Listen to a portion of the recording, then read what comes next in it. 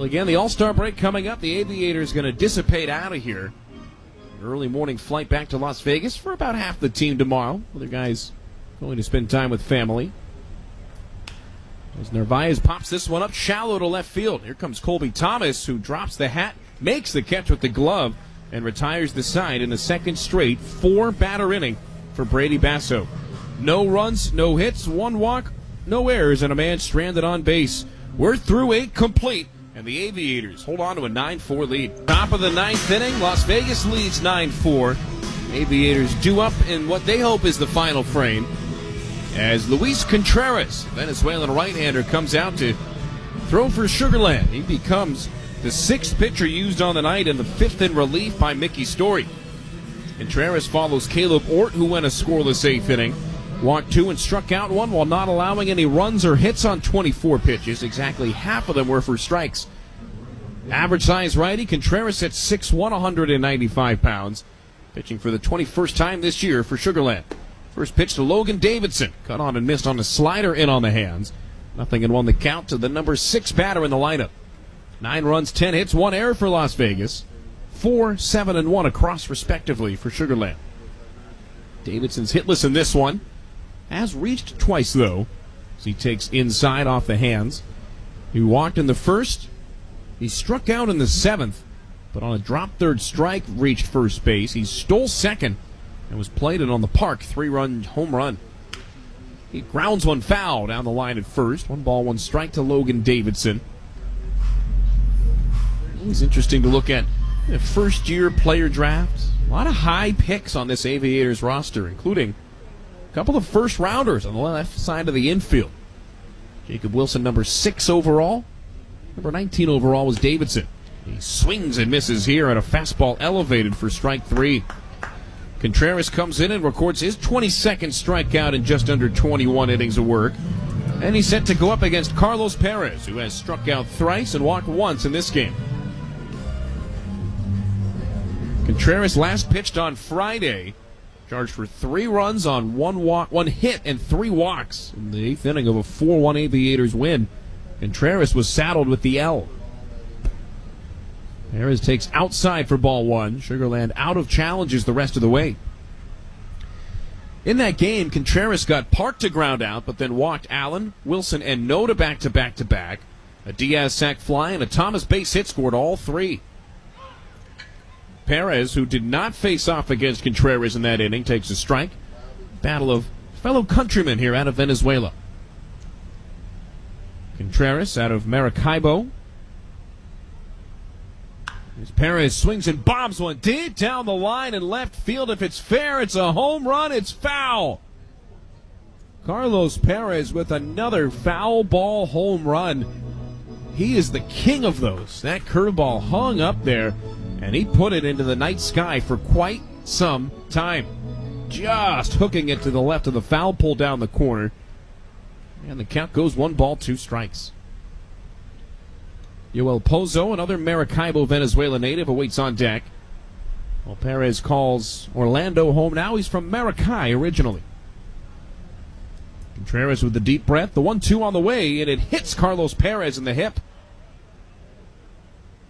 They appealed down to first. He did not go on a check swing. He started to go around, but able to hold up as that pitch inside got him.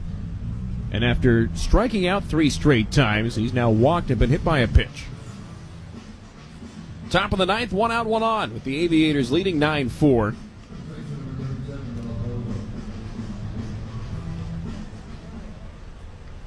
Now, with a win, Las Vegas would turn this road trip into a 5-3 jaunt out east. A couple of guys from Maracaibo, Venezuela doing battle now as Pozo takes outside. Contreras spun him a slider for ball 1. Aviators, after losing 2 of 3 to OKC, won 2 of the next 3 on the road. And with the win tonight, they would take 3 out of 5 from Sugarland. The 1-0 lifted straight back as Pozo fouls it off. 1 ball, 1 strike, 1 out to Yoel Pozo, hitting out of the 8 slot tonight. Singled and scored in the 2nd, struck out in the 3rd. Led off the 6th with the fly ball out shallow to right and tapped out to the 2nd baseman in the 7th inning, right before the Hoy Park jack. Hoy on deck. Perez on first. The 1-1 to Pozo is ripped on a line to short, off the glove of Machado and into left field. Yoel Pozo clobbered that one at 99 plus off the bat. And Dixon Machado took a step to the right, reached up on a backhand, and had it go off the glove. That thing with some serious tail on it, off the bat of the righty as well.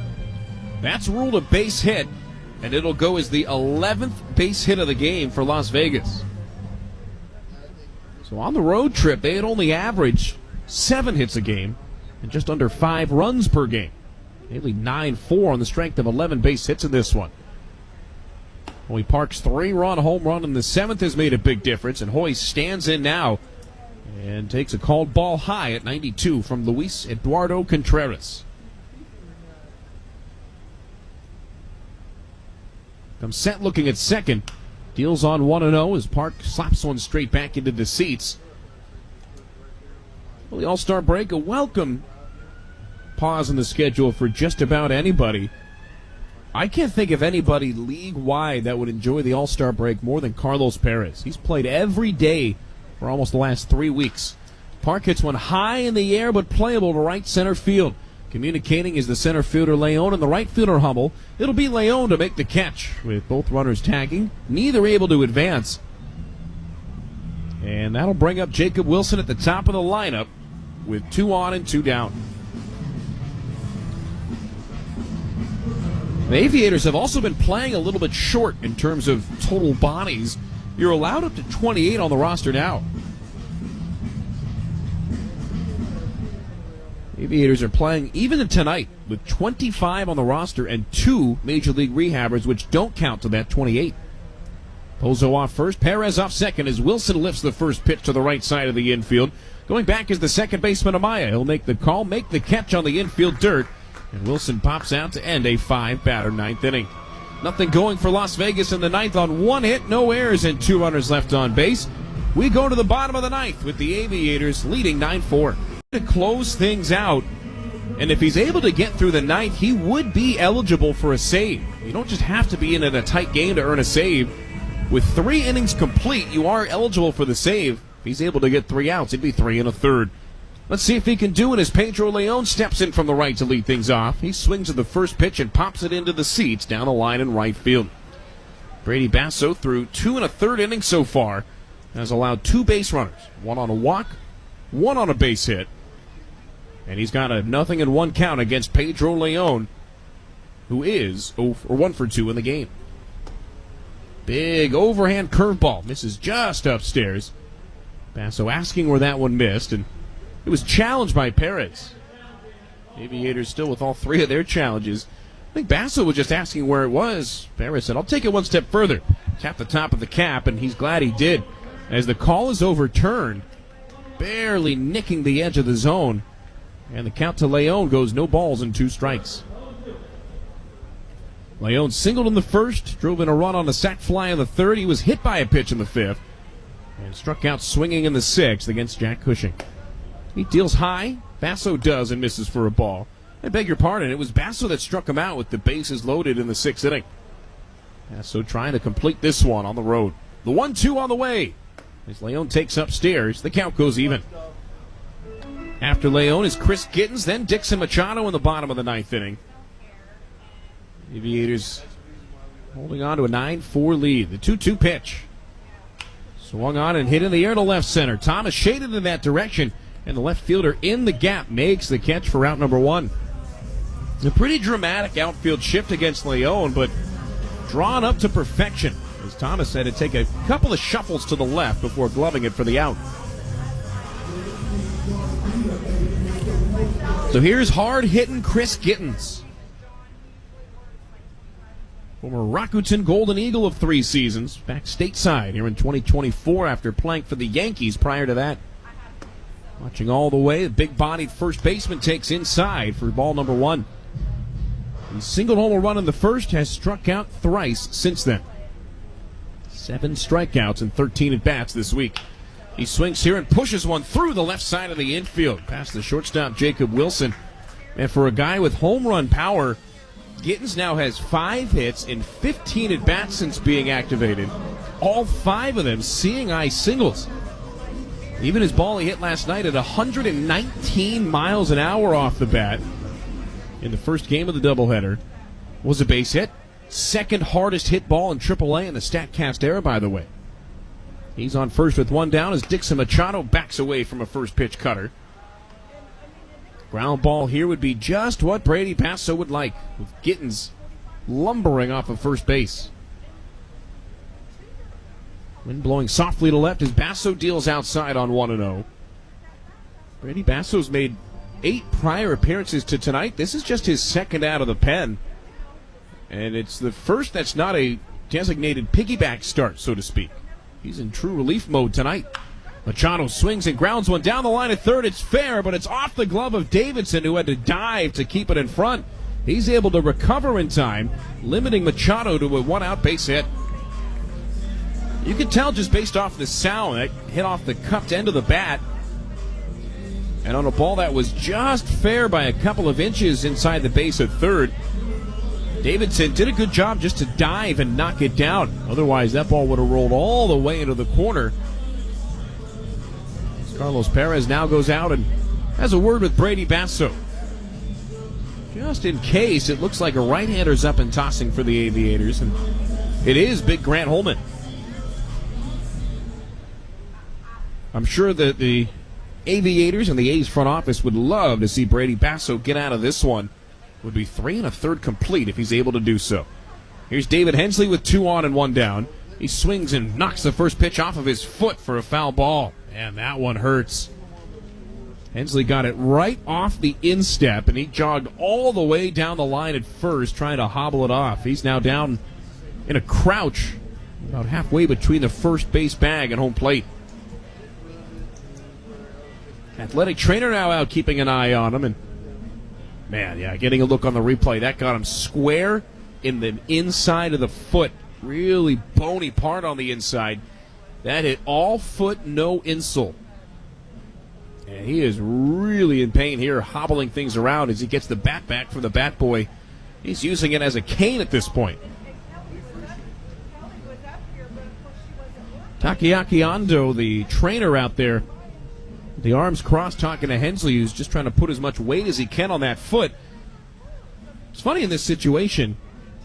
You'd like to do whatever you can if you're Hensley to just stay in and get your last at bat before 4 days off, but at the same time, you do got to think about your future at some point. Although Hensley, a guy who's as well entrenched within this Astros organization as anybody, up and down between Sugarland and Houston for parts of the last 4 seasons. Now the skipper, Mickey Story, comes down from the third base coaching box and talks to Hensley, who's outside the first base batter's box. All of this while Grant Holman continues to throw in the bullpen. Hensley now separates, takes a practice swing or two, and a credit to him. He's going to try to stay in this ball game. It's one of those ones, too, that you can almost just hear that it's painful. Got it kind of off the top of the foot instead of that padded bottom section of the shoe.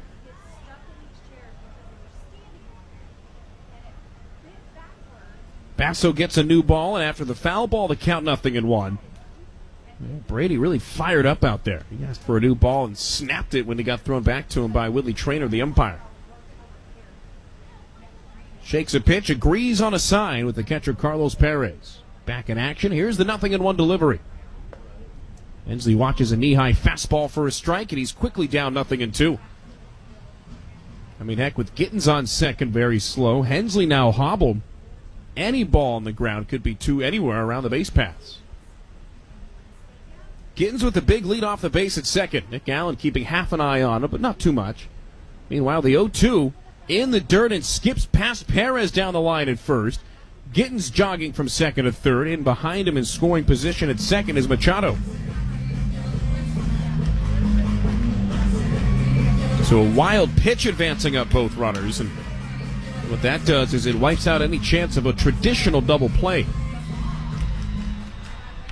That also moves the count 1-2 to David Hensley here in the bottom of the 9th inning. Aviators on top 9-4, trying to close out a series victory and a season series win as well. 1-2 pitch. Fastball called for strike 3. Hensley took it down and away. And with 2 outs and 2 on in the ninth, the Sugarland Space Cowboys with their backs against the wall down to their final out.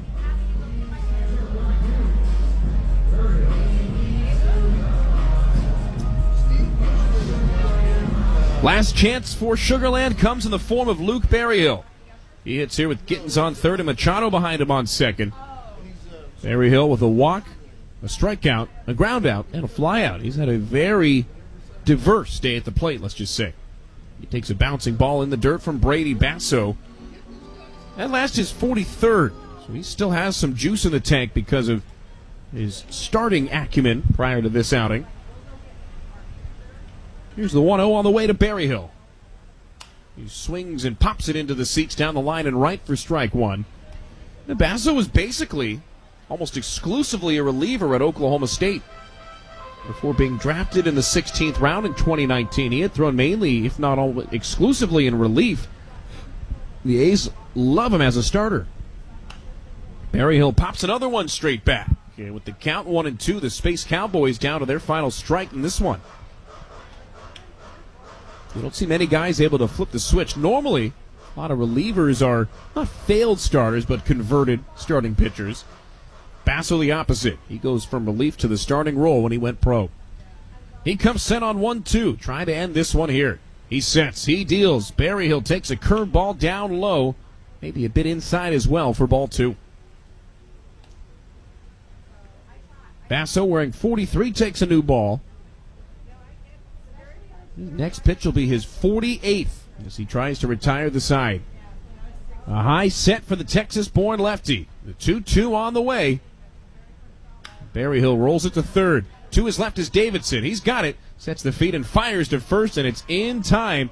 And the Aviators, despite rain, sleet, snow, whatever you else can think of, win 5 out of 8 on a road trip that spanned 10 days, 12 days rather, with a 4-day break in between games at one point. Throughout all the craziness, the Aviators come out on top 5 times in the last 8 days. 9-4 the final tonight as the Aviators win this series. They win the season series as well, 9-8. I'll have the totals next from Constellation Field. If you need to sell your house, talk to Aaron Taylor. You want to sell